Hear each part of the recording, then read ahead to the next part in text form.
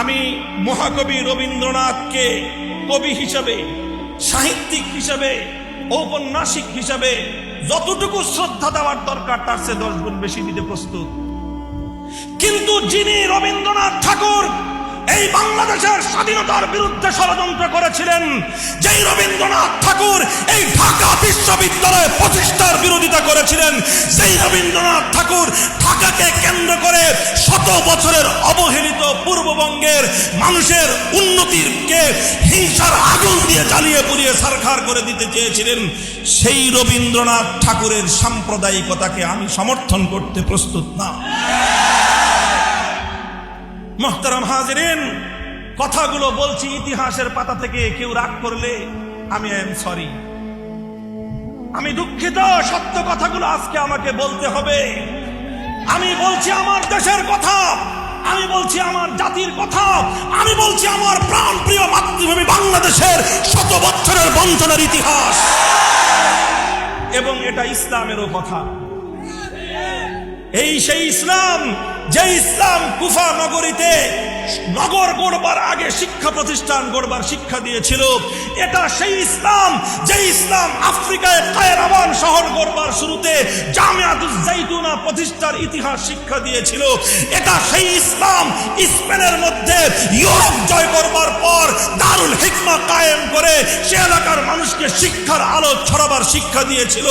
সেই ইসলাম যখন নবাব স্যার সলিমুল্লাহরা চর্চা শুরু করেছিলেন, সেই ইসলাম শিক্ষা দিয়েছিল এই এলাকায় শিক্ষা প্রতিষ্ঠান গড়ে তুলে এখানকার হিন্দু, বৌদ্ধ, খ্রিস্টান, মুসলমান সমস্ত নাগরিকদের উন্নত শিক্ষার প্রয়োজন।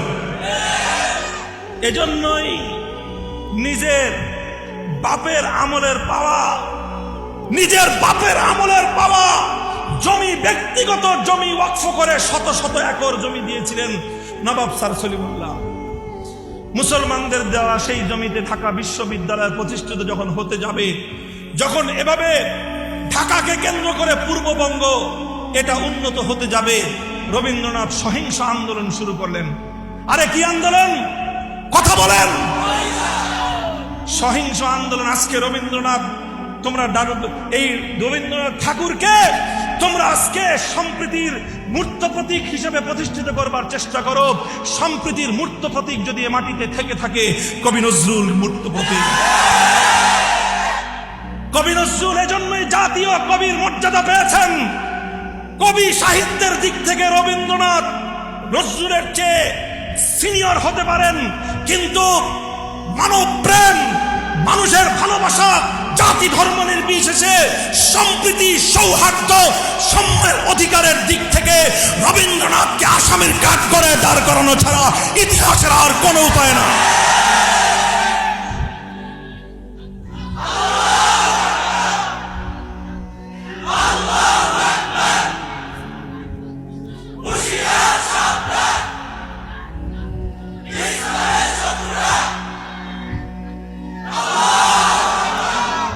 বঙ্গভঙ্গ রদের নামে সহিংস আন্দোলন করলো। ইতিহাস বলে এই আন্দোলন ছিল সাম্প্রদায়িক এবং সহিংস। শব্দটা মুখস্থ রাখেন। কি আন্দোলন? সহিংস মানে বুঝেন, মানে জঙ্গিবাদী আন্দোলন। সহিংস মানে হলো জঙ্গিবাদী আন্দোলন। সহিংস মানে হলো মানুষ হত্যার আন্দোলন। ওরা এই সহিংসতার মধ্য দিয়ে জ্বালাও পোড়াও ছারখার করে এই বাংলার উন্নতিকে ওরা ঠেকিয়ে দিল। ওরা ঠেকিয়ে দিল। 1912 সালে বঙ্গভঙ্গ রদ হয়ে গেল। এই রবীন্দ্রনাথ সহ উগ্র সাম্প্রদায়িক হিন্দু গোষ্ঠী, যারা পরবর্তীতে বাবরি মসজিদ শহীদ করেছে, যাদের পরবর্তী উত্তরসূরি, যারা এই নরেন্দ্র মোদীর নেতৃত্বে গুজরাটে কসাই হিসেবে লক্ষ লক্ষ বনি আদমের রক্ত দিয়ে তারা হাত রঞ্জিত করেছে, সেই গুজরাটের কসাই নরেন্দ্র মোদীর নেতৃত্বে আজকে কাশ্মীরে গণহত্যা চলছে। এটা এদের নতুন ইতিহাস নয়। আমি আবার বলছি, ইন্ডিয়ার সমস্ত হিন্দুরা সাম্প্রদায়িক নয়, তবে রবীন্দ্রনাথদের উত্তরসূরি নরেন্দ্র মোদী এখনো আছে। এরা সাম্প্রদায়িক, এরা জঙ্গিবাদী, এরা উগ্রবাদী, এরা হিন্দুত্ববাদের নামে মানুষের অধিকার নিজেদের পায়ের পিঠে পায়ের চাপায় ওরা মানুষের অধিকার হত্যা করছে। লম্বা কথা নয়। তারপরে 1912 সালে বঙ্গভঙ্গ রদ হয়ে গেল। ঢাকা বিশ্ববিদ্যালয় প্রতিষ্ঠার সেই স্বপ্ন চূর্ণ বিচূর্ণ হয়ে গেল। ঢাকাকে কেন্দ্র করে এই বাংলাদেশের উত্থান, বাংলাদেশের উন্নতির যে স্বপ্ন দেখা হয়েছিল, সেই স্বপ্ন এটা নিভে গেল। বহু মানুষের হৃদয়ে হাহাকার তৈরি হলো। এদেশের মুসলমানদের নেতা নেতৃবৃন্দ রাতের অন্ধকারে আল্লাহর দরবারে ফরিয়াদ করতেন, চোখের পানি ছেড়ে দিয়ে তারা এই দেশের, এই বাংলাদেশের মানুষের অধিকার আল্লাহর কাছ থেকে তারা চাইতেন। তখন 1912 সালে বঙ্গভঙ্গ যখন রদ করে দিল, তারপরে এদেশের মানুষের দাবির প্রেক্ষিতে, অব্যাহত দাবির প্রেক্ষিতে, তোমরা আমাদেরকে প্রদেশও দিলা না, তোমরা আমাদেরকে একটা রাজধানীও দিলা না, একটা বিশ্ববিদ্যালয় করতে বললাম, আমরা জমি দেব, তাও করল না। যে কোনো একটা দাবি যদি না মানো তাহলে আমরা তোমাদের আনুগত্য করব কেন? এই কথার প্রেক্ষিতে এসে 1920 সালে ব্রিটিশ গভর্নমেন্ট সিদ্ধান্ত নিল যে ঠিক আছে, অন্তত তোমাদের একটা দাবি পূরণ করি, ঢাকা বিশ্ববিদ্যালয় প্রতিষ্ঠা করে দিলাম। এই ছিল ঢাকা বিশ্ববিদ্যালয়ের প্রতিষ্ঠার ইতিহাস। ঢাকা বিশ্ববিদ্যালয়ের প্রতিষ্ঠার ইতিহাসের যদি আজ বিচার করা হয়, বাংলাদেশের সেই সময়কার উত্থানের যদি আজকে মানবতা বিরোধী যদি ট্রাইব্যুনাল গঠন করে বিচার করা হয়, রবীন্দ্রনাথ ঠাকুর সেই বিচারের আদালতে নিঃসন্দেহাতীতভাবে অপরাধী প্রমাণিত হবে। এবং সেই ইতিহাসে নবাব স্যার সলিমুল্লাহরা ইতিহাসের কিংবদন্তি মহানায়কের মর্যাদা পাবেন। আজ দুঃখ লাগে, আজ কলিজাটা ফেটে যেতে চায়। আজ ঢাকা বিশ্ববিদ্যালয়, যেটাকে একসময় বলা হতো প্রাচ্যের অক্সফোর্ড, গোটা পৃথিবীতে ঢাকা বিশ্ববিদ্যালয়ের সুনাম ছিল শিক্ষার দিক থেকে, পরিবেশের দিক থেকে, জ্ঞান চর্চার দিক থেকে, সভ্যতার দিক থেকে, ধর্ম কর্ম আচার অনুষ্ঠানের দিক থেকে এবং সাম্প্রদায়িক সম্প্রীতির দিক থেকে। মুহতারাম হাজিরিন, এরপর কি হলো? 1920 সালে ঢাকা বিশ্ববিদ্যালয় হলো, সামনে সামনে অগ্রসর হলো।